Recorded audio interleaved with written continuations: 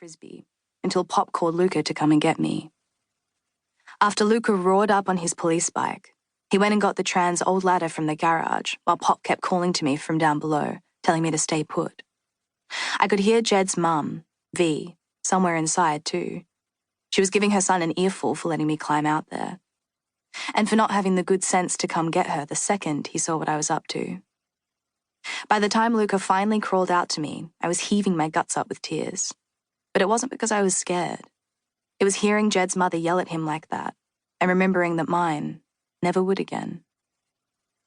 Well, Luca got me down and proved that fathers can yell at reckless children just as well as mothers can.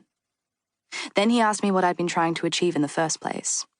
I wanted to see her, I said. See who, Fredo? Maria? He shook his head. Your mama? I nodded. Heaven's right there. And then I pointed at the sky. That big, endless thing. I just wanted to see her again. Because that was all anyone said to me in those days. She was in heaven now, safe and sound and looking down on me. I still remember the feel of Luca's polyester police shirt and how it ended up smelling like salt and his aftershave once I'd cried into it for what felt like a decade. He explained a few things to me then about heaven being more of an idea and less of a place, much less one you can climb to. But then he said trying to get a little closer to her wasn't such a bad idea. I'd just gone about it all the wrong way. Luca took the rest of the day off. He told Pop that he was going to take me someplace special, our own little corner of heaven. And then he did, the chairlift on the Arthur's Seat summit. The metal double chairs had a little canopy, like an umbrella, up top.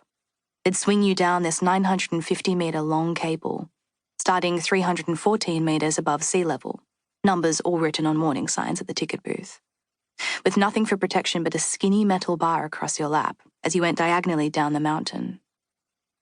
And the view from up there, it's really something else. I remember thinking that I could touch the tops of the trees with the soles of my shoes if I just swung my legs enough. And I remember knowing that my mum would have loved it up there with us. Luca guessed what I was thinking. Your pop says Maria used to love riding on this when she was younger. And then he kind of muttered, but probably not quite this young. It was true, I was young for the ride. I think the lift operator had been a little nervous to let me on, but since Luca was still in uniform, he'd sold us tickets and let us go anyway.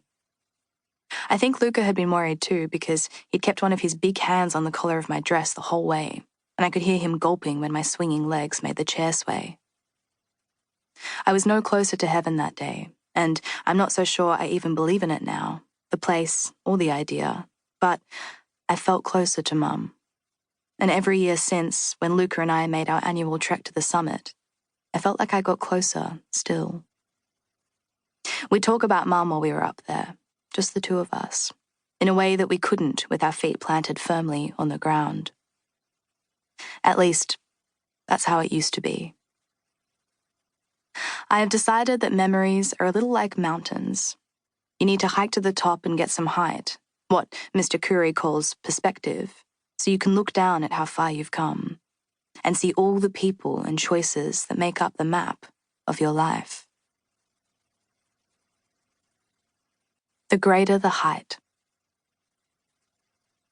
On the second last Tuesday of the school holidays in January 1999, we were snaking our way up the mountain. Me, Luca, Annika, and Sam.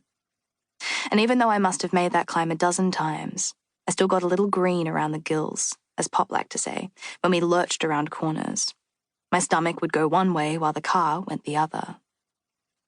At least now I was older, I remembered to look straight ahead and nod out the windows as we went higher and higher up, because watching the drop always made my stomach lurch.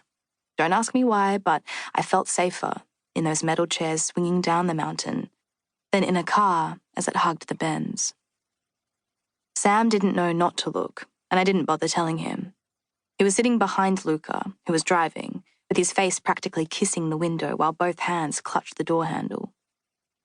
From where I sat behind Annika, I could see she was holding her handle the same way, knuckles popping.